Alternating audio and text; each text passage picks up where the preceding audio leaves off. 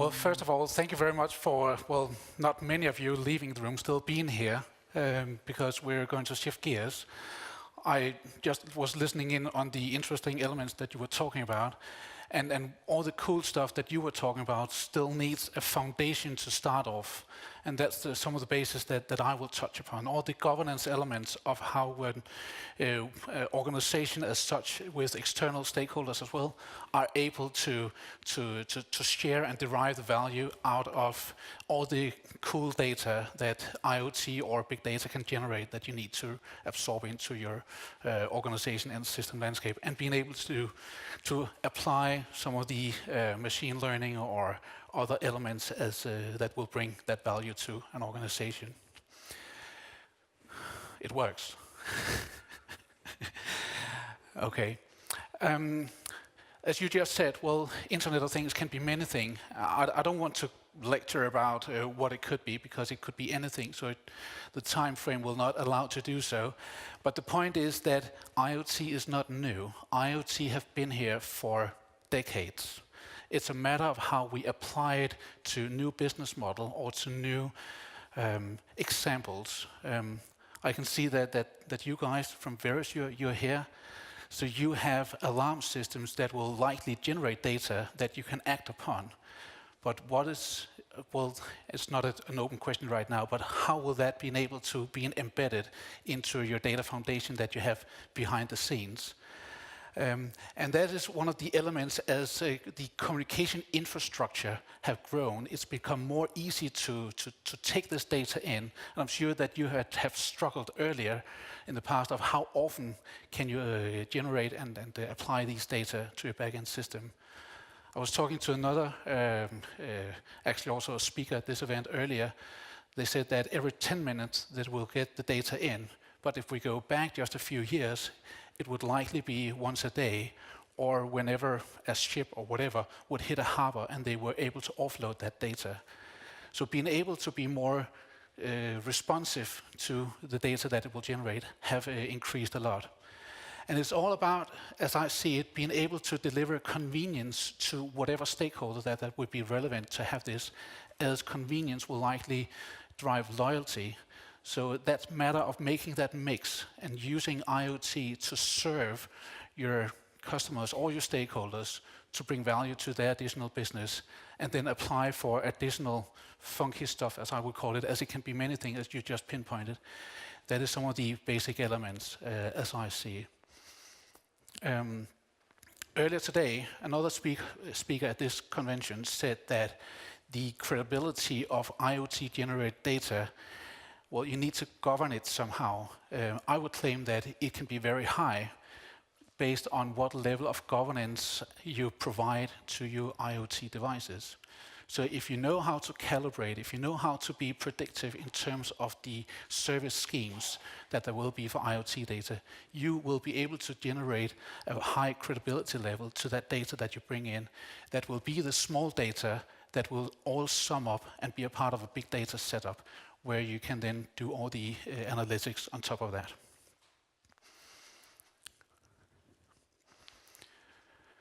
Currently, there's also an event going on in London, hosted by Gartner. Not to say that this is nothing, because it's a different take they have.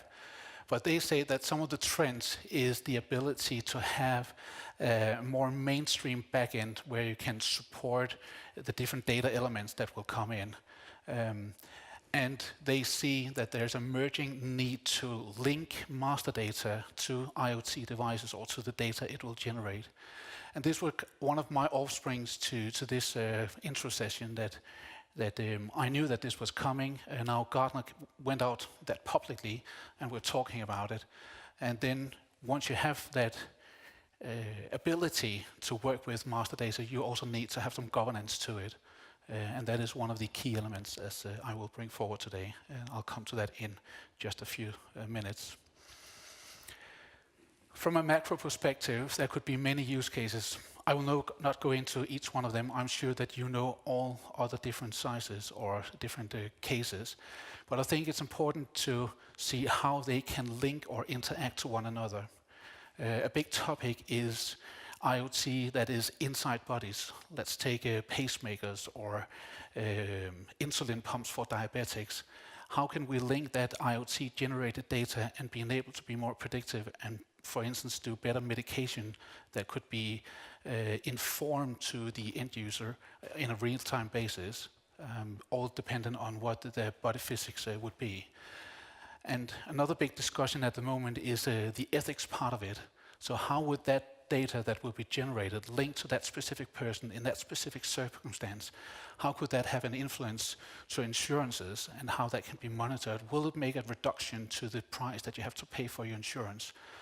All that is up for discussion right now, and you need to make sure that you find that fine line for where you want to be in that element.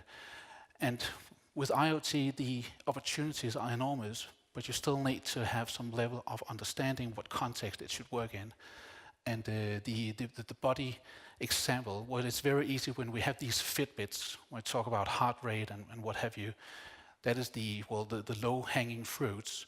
But when it comes inside a body and the opportunity for biohacking, which is another element, changing the heart frequency for a pacemaker could be life-threatening to a person.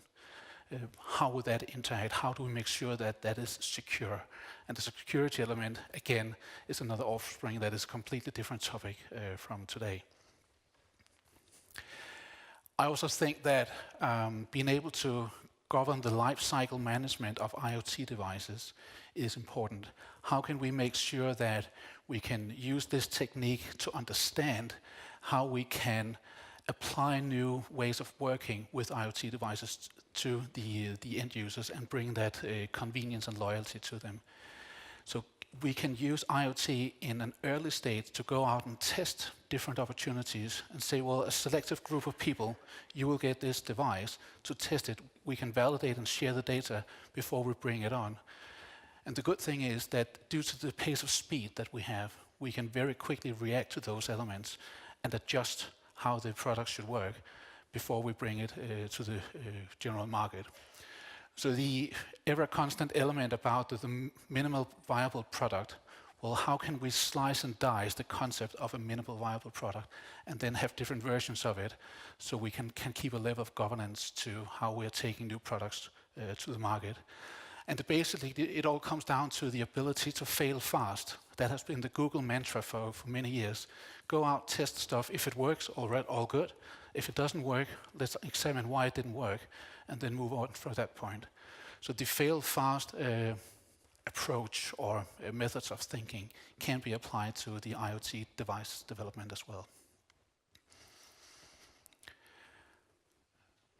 When we are out at Stibo Systems, and just to bring it back into context, at Stibo Systems we do master data management, and then we link it to the opportunities that IoT data will be able to link to. And that is why I've got the hook over here, because each data element could be any part of this hook, where it will say, well, in this context, this set of data interrelates to other elements of data that we can then bring together and create value.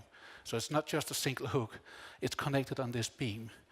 But the point is, or one of the issues that we hear when we're out talking to prospect or customers, is some of these pain points that is mainly linking back to silos, that different data domains or different elements of data are too much silo-focused. You also mentioned it, that you keep whatever knowledge or cool stuff that you have, but you forget to share all about it. You forget to tell the good story of the cool stuff that you did. Being able to link and or have some cross relationship between the data is a big killer, as different systems may have different structures and different security levels. How do we make sure that they link together, and especially if the data models also are very different? Which links to the incoherency among these different solutions and will be adding complexity to how it will all solve up.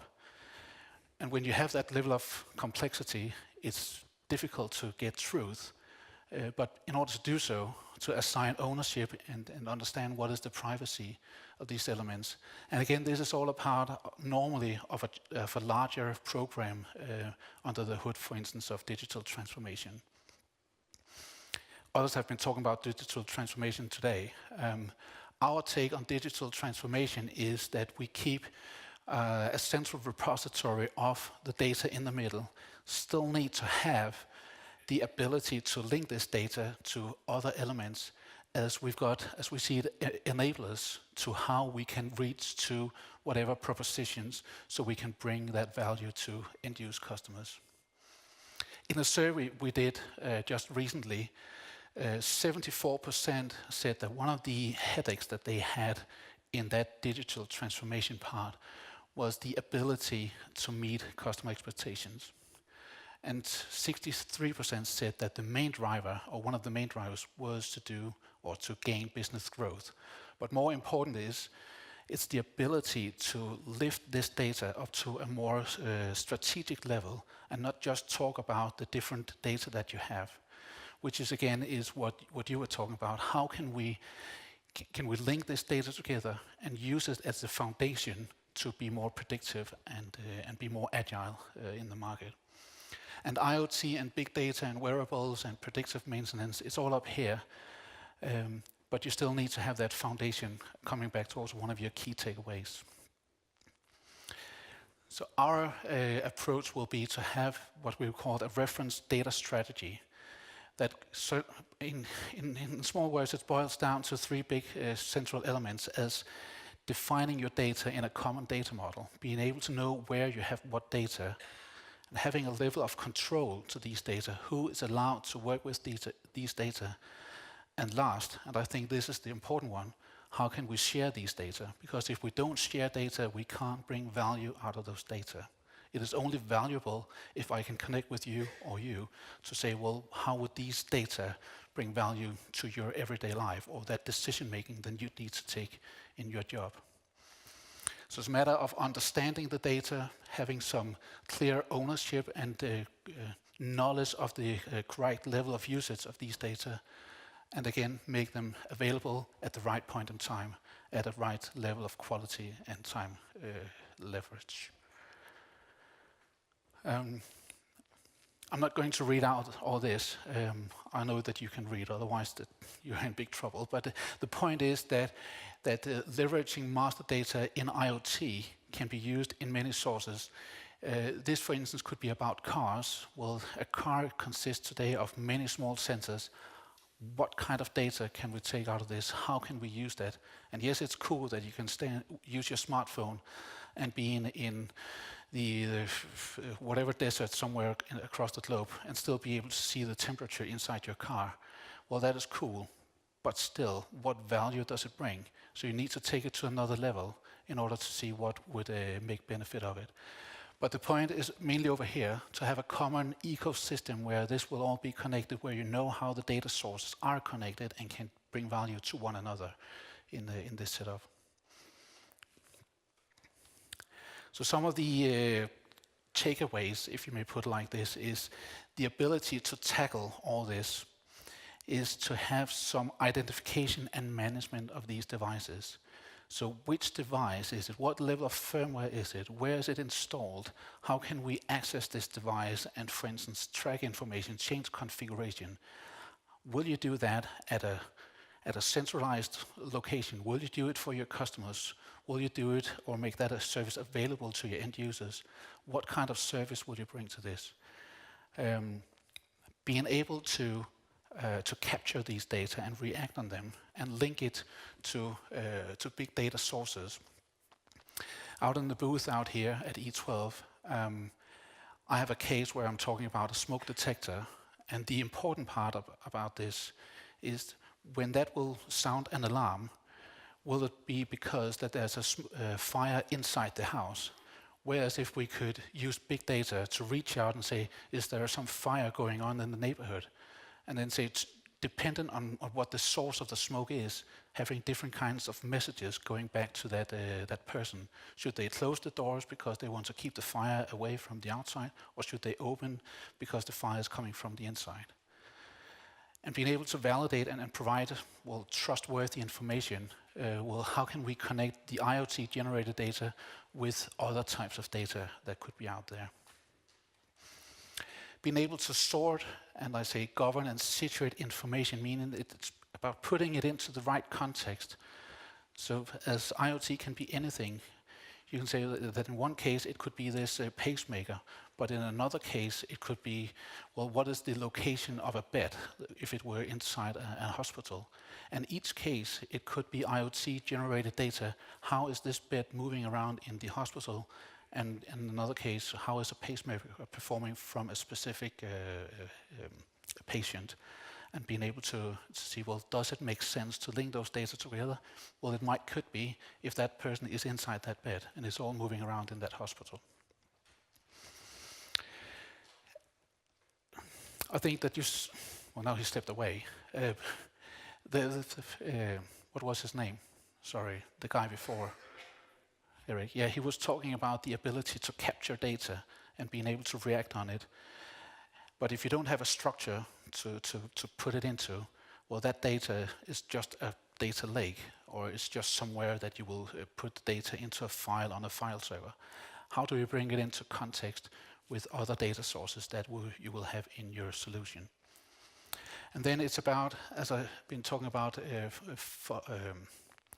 in another context, being able to ignite new business models. So how can we use data to be disruptive in the market and generate new business models?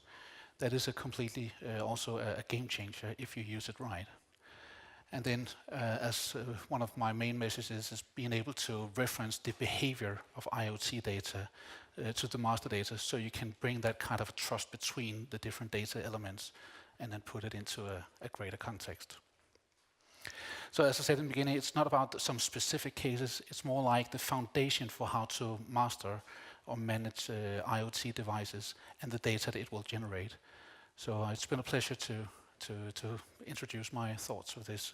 So thank you very much for listening.